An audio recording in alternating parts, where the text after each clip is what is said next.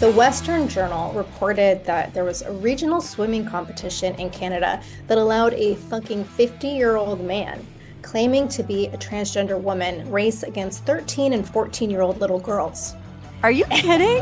No. I'm Stephanie Keith. And I am Tara Manjakovic. And we are unapologetically outspoken. Hey everyone, happy Monday. All right, Tara, we got to start out with some sad news. Well, I think it's sad news. I don't know if you were a fan of the show Friends, but there is breaking news that Matthew Perry, who played Chandler on Friends, was found dead in his home, and he was only 54, and it was an apparent drowning. So I heard this like not that long ago, and I just think it was so devastating because I was a huge Friends fan and I really liked Chandler. So yeah, I feel like these things always happen in threes. So now I'm like on the lookout, like, oh my gosh, everyone watch their back, all the celebrities, because I feel like there's always three in the same week. Yeah, I saw that he died, and like I was never really a huge fan of Friends, but I did watch it from time to time. Like, was it a suspicious drowning or anything? Are there any details? They're not really saying anything yet. So that makes me think maybe they're investigating. I don't know. They haven't given much detail other that it's an apparent drowning. And I guess he had like sent his assistant out on errands, and then when he came back, he found him dead. I'm assuming it was in the pool in the backyard. Because I saw video footage on TMZ and they kept showing like the pool in the backyard. So I don't know. I haven't heard any details yet. Interesting. Well, you mentioned like, things happening in threes, and these aren't celebrities, but I already found out about two deaths this week of like family and friends. Like my uncle's wife passed away, and then a friend of mine, her mom died a few days ago. And so like not to get into like the woo-woo side of shit, but we did just have a full moon lunar eclipse on Friday. And I know you know this because you and I follow like eclipses and astrology and all that stuff. But there's like this whole theory that lunar eclipses can bring about fated endings, and that it can be like this time of transformation in a positive way where you're looking at death, like in terms of getting rid of old habits and stuff like that. But historically, like a lot of cultures look at lunar eclipses as being like super powerful and being associated with bad omens and stuff. And so what I'm curious about is like this lunar eclipse is so close to Halloween. So I think there's like this definite like powerful energy in the air right now. And we'll see what happens tomorrow.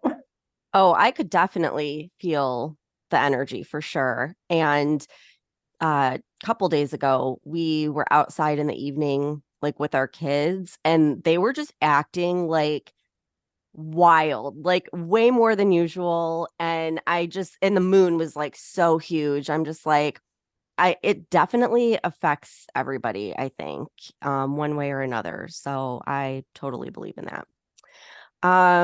So just another update, and I really didn't feel like getting super into this because I feel like there's always updates and they don't go anywhere.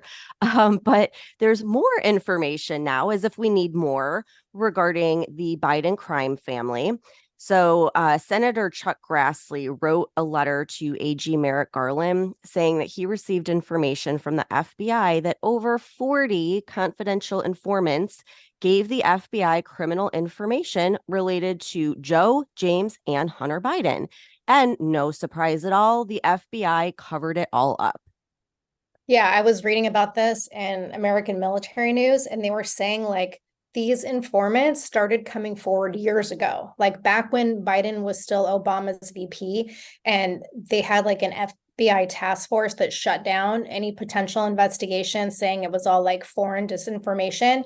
And so, of course, there's like no response from the FBI or the DOJ to this letter from Grassley, other than to say that they received it. So, like you just said, I'm sure this will go absolutely nowhere because just like all the other damning evidence about the Biden crime family, it's gone nowhere. So, I guess we'll Yeah. see. I mean, I'm hopeful that now that there's a new speaker, maybe things will be different because I definitely think it would go nowhere with Kevin McCarthy. But it's funny because now that Mike Johnson is the speaker, I have been seeing so many clips that I remember seeing, but I just didn't like make the connection that it was him. And he's good. Like he is damn good. So I am so curious. Like I'm hopeful, but I also feel like nothing ever really changes. So we'll see. But No, but you sent me something, and it's like we all know I have like my crush on my boyfriend Josh Hawley, and I watched the clip you sent me, and I was like, okay, I think this is like my next Congress crush. I know, yeah, you sent that to me. I was like, me too. Like I can't get enough of this guy. He is good and he's a constitutional lawyer, so I feel like he really knows his shit too. So it we'll see. We'll see how it goes. I'm optimistic though. So, and I feel like another thing that I keep bringing up, but I feel like it's important to keep bringing it up because I think it's crazy that this is happening here in the United States. But on Wednesday, Jewish students at Cooper Union in New York City had to be barricaded in a library to protect them from these pro-Hamas protesters, eventually evacuated through tunnels. One student that was there, Taylor Rosalind Lent, said, quote, personally, I don't feel threatened by pro-Palestinian rallies or anything in that sense. Everyone has their own right to be doing that. But I definitely did feel threatened when there were chants calling for the murder of Jews being chanted at me from my fellow students, end quote. And the president of the university made a statement and he said, quote, while there is room for productive debate and dissent, there's no tolerance for hate or threatening conduct, end quote. So my question is, if there's no tolerance, then what happened to the students who were shouting murder the Jews? Because I have yet to find an article stating any punishment for those particular students. Yeah, because there hasn't been any. And then what I found also alarming was that apparently the NYPD chief of patrol, his name is John Chell, and he totally downplayed this whole incident, said it only lasted for like 10 minutes and the door to the library was never locked and there was campus security and plainclothes officers there the whole time. And there was like a back door to the library and they could have left through the back door if they wanted. And I read an article in WPIX News in New York that quoted this patrol chief as saying, quote, there was no direct threat. There was no damage. There was no danger to any of the students in that school, end quote. And then the New York Post reported that the university president, Laura Sparks, called it a peaceful protest and said, quote, to maintain a safe space, the library was closed for approximately 20 minutes while some student protesters moved through the building, end quote. So I guess we have different definitions of danger. And I'm pretty sure that the Jewish students who were inside the library felt that their lives were in danger when these, quote, peaceful protesters basically stormed past security and started pounding on the windows, yelling anti-Semitic threats. I'm sorry, but when I was a cop, this was called a hate crime, not a fucking peaceful protest. Like, get the fuck out of here with this shit. Yeah, that's why I can't believe this is happening where it's like I feel like overnight all of a sudden everyone is like anti-Semitic, like it's just crazy. But I originally heard this and didn't really think too much of it. It wasn't until I actually saw the video of one of those Jewish students that was there and it was terrifying. Like I because you don't know that it's just a peaceful protest when there's a crowd of people banging on the door and yelling murder the Jews. Like I'd be terrified and I wouldn't want to go out the back door either, worrying like, are they anywhere Yeah. outside? I mean, it's terrifying. And I just can't believe again that this is happening and that so many news outlets too are downplaying it. And then you have at George Washington University, anti-Israel protesters used a projector to project phrases like, quote, glory to our martyrs and free Palestine from the river to the sea on the side of a building. And this is blatantly in support of Hamas, a terrorist group. We already talked on a previous episode about what that means when they say that phrase from the river to the sea. And they put this on a huge building at this very prestigious university. Yeah, well, this is happening in multiple universities. They did like basically the same thing in New York University, where you had both students and faculty. First of all, they put on masks. And then they go into the library where students are studying for midterms, and they tied these banners to the balcony in the library saying Free Palestine. And then they started like doing all this chanting and yelling through a loudspeaker. And like, first of all, like if you believe that what you're doing is okay, then why the fuck are you wearing masks? And then Right.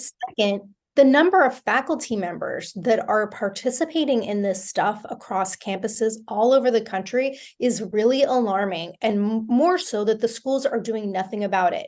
And meanwhile, you have all these Jewish students saying they feel unsafe, they don't want to go to school, they're removing any identifiable signs of being Jewish, they're afraid to speak Hebrew with their friends. And the repeated response in all of these schools is like, well, security officers are there, but they're standing by during these demonstrations and doing nothing because the school administration isn't giving them any authority to stop it.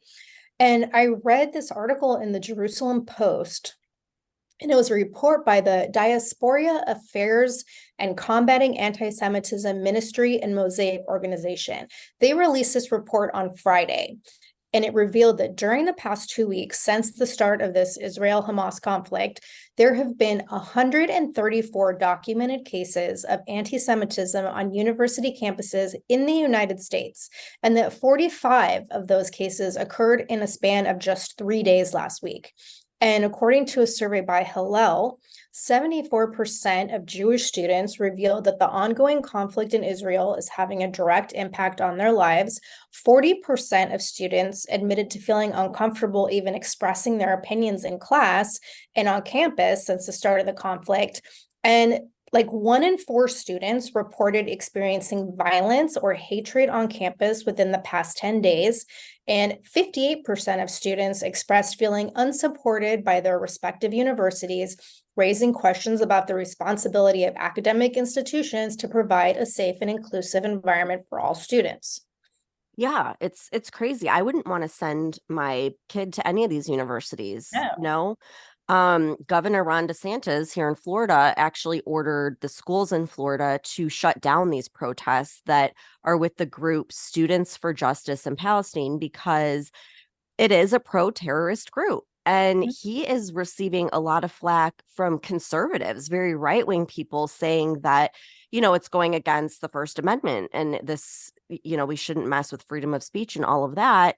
But when you're making, like you said earlier, these hateful statements, I mean, it is a hate crime specifically against Jewish people. And it's not even just the United States universities that are on this type of rampage. The Telegraph wrote an article saying that across the UK, Jewish students are hiding their kippahs under baseball caps for fear of their safety, which is absolutely ridiculous that they have to do that. Yeah, I read one article somewhere in, I think it was the UK or Ireland, where a girl like had her Star of David necklace like ripped off of her by some guy at like a university sanctioned event at a local pub. And so like now these kids are like hiding their necklaces and stuff as well. That's crazy. Like, I think it's showing how far left a lot of these Ivy League universities have gone. And it's going to be interesting to see what this does for the Democratic Party, because I read that 64% of Jewish people identify as Democrat, yet it's the left that are holding these anti-Israeli protests, and even members in Congress, like the whole squad being vocal about their support of Palestine and very outspoken. So it'll be interesting to see if this kind of splits the Democrat Party. Yeah, well, it's like we talked about last week. You've got like parents of students in these universities, Jewish students, they're like pulling their funding and support for the schools. So, I mean, I hope this opens their eyes to do the same with the Democratic Party. But I'm also curious to see what's going to happen in Hollywood, because Hollywood is like well known that it's like run by Jewish influence. So, Well, that's what's so surprising is like, so is New York, but these protests are like insane in New York. And a lot of the universities too, and a lot of Democrats in Congress. So it's just surprising me that there's not more of an outrage at what's happening. yeah.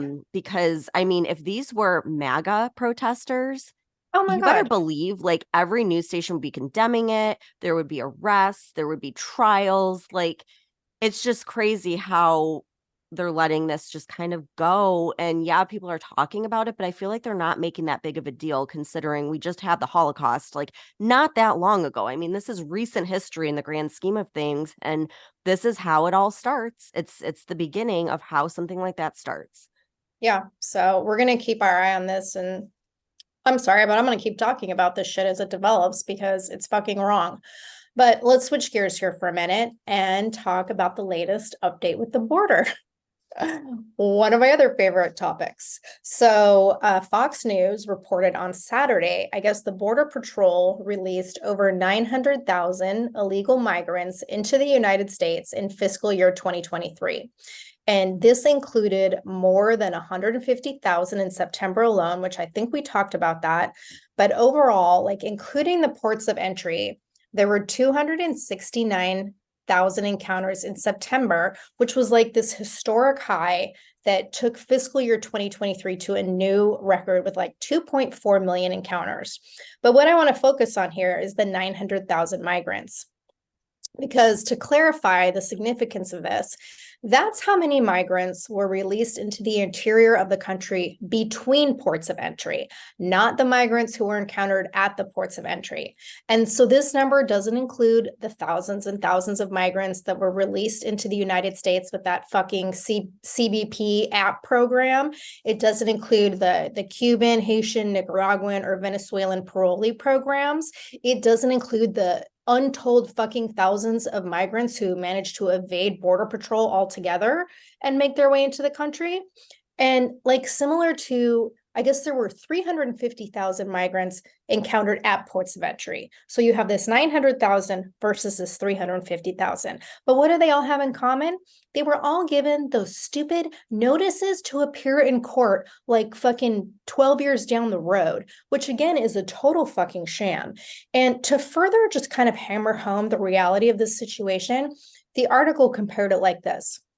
It said 900,000 Border Patrol releases is a population size larger than several US states, including Wyoming, Vermont, Alaska, and North and South Dakota.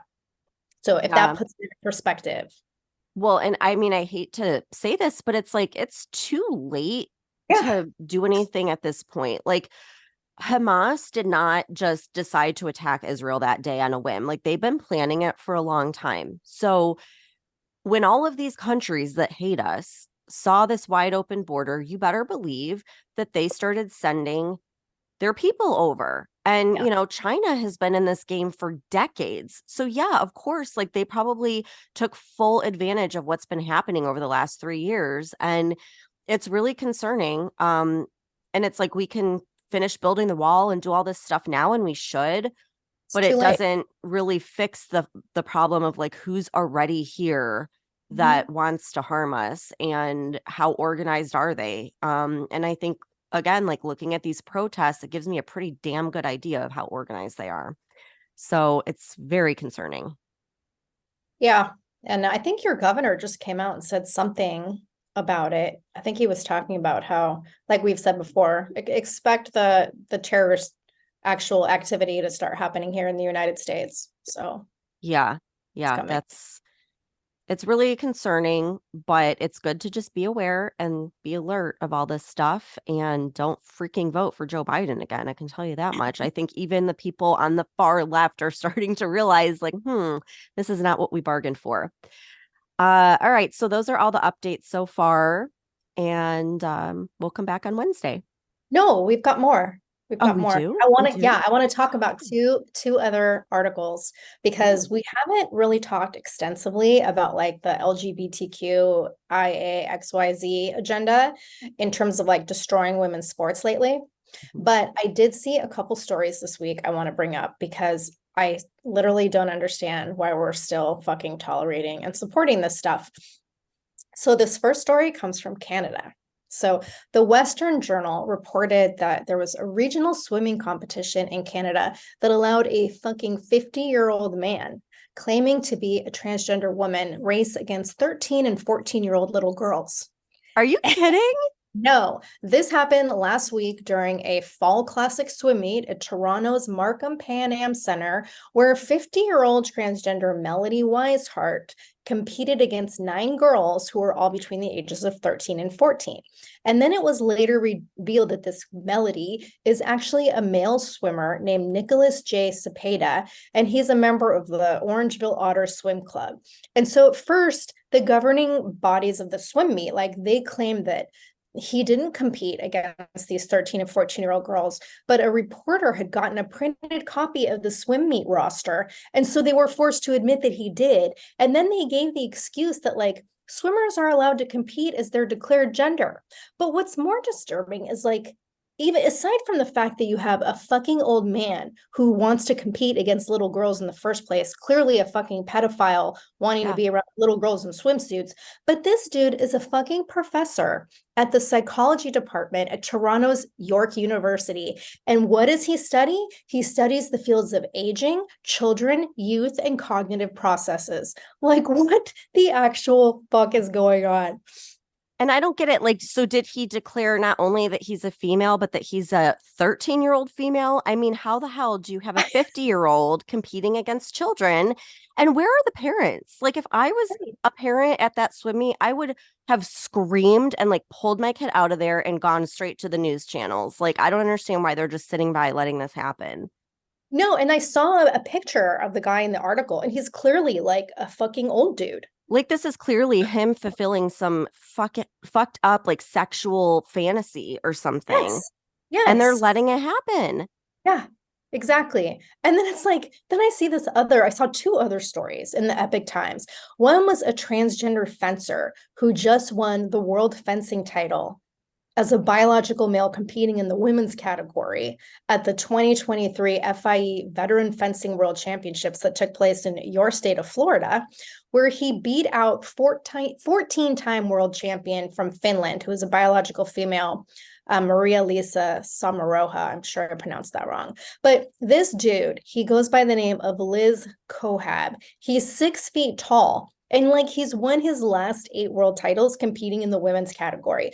And the USA Fencing Authority is arguing that transgender athletes who transition from male to female are only allowed to compete in women's events after they do like 12 months of testosterone suppression treatment and provide proof that they're compliant with this hormone therapy. But I'm sorry, hormone therapy or not, a fucking man is still a fucking man and clearly has like biological physical advantages over females, especially when it comes to sports.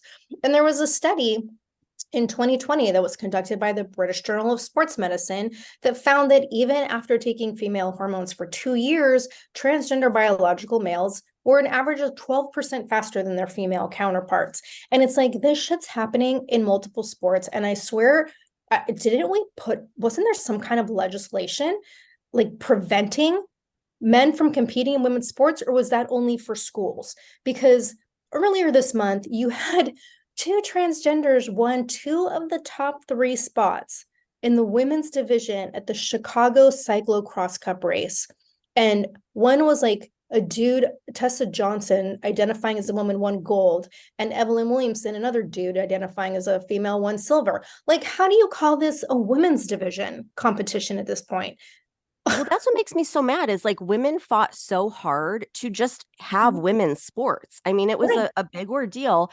And what's crazy is it was a lot of the Democrats that put that in place. And now they're not saying anything. They're not standing up for women. And what this is doing is it's eradicating women's sports and women's scholarships. And everyone's just standing by, like letting this happen. And it's absolutely just insane. And I don't understand why they can't have a trans category. If women had to put a women's category, they should have a trans category. Well, that's why we'll give props to the North American Grappling Association, because as of this past Friday, October 28th, they just updated their transgender policy, and their new policy has like a separate division for cisgender athletes, and transgender females are not allowed to compete in this division, and they either have to compete in the men's division or they don't compete at all. Like, on one hand, I think it's fucking retarded that there has to be a policy identifying cisgender females in the first place, but at least they're not putting up with this nonsense. Well, and what I don't get is like, Okay, if you are a man who is masculine and good at sports, everyone looks down at you like, oh, you're, a toxic masculinity. But then if you're one of these trans men, you could go and take over women's sports and kick the shit out of them. And that's like everyone's cheering for it. It's like, Yeah. what is happening? This makes no sense. And it Yeah. just makes me so mad because women's sports were not a thing for that long. I mean, Right. this was something that they had to work hard for. So yeah, like work hard for your own trans category. And why is it always men going into women's sports? When do you Mhm. see women going into men's sports? Like I'm not hearing about You trans. don't, because the men are gonna win. Right. Yeah, they're not going to make the team. So it's like, it's just crazy to me. And I don't know how much longer they're going to let this go on, but what the hell? Like, Yeah. I can't get past the 50-year-old with their, I mean, the I cops should know. have been called at that point. Like, that's That's why I had to ridiculous. bring that up. Jeez. Well, and in Canada too, like they don't have access to the news anymore on social media. So I'm seeing all these posts from people in Canada. They don't even know what's going on right now with Israel and Gaza. They have no idea because they don't have access to anything. It's blocked. So it's just that country's leading us in just insanity. It's Yeah. crazy. Well, we're not far behind. Yeah. Oh gosh. Okay. Well, that was quite the quite the end to our Monday, man. We'll have to keep everyone posted on all those crazy stories too. And we'll see everyone back here on Wednesday. Thanks for tuning in. If you're sick of all the crazy shit going on in our country and you want to express your support and patriotism for the show, head on over to our Etsy store at UO Patriot Chicks and check out our new stickers. The link can also be found on our website. If you love the show and you want exclusive episodes, support the podcast and join the conversation by becoming a member of our Patreon community. We'll be posting weekly member-only podcast episodes and content that isn't available on the weekly podcast. Every Patreon member will also get a free Unapologetically Outspoken sticker and updates about our new sticker release before they're made public. And be sure to follow us on TikTok at Unapologetically Outspoken. And if you haven't done so already, please rate and review the podcast. The more you support us, the more people we can reach. So help us spread the word.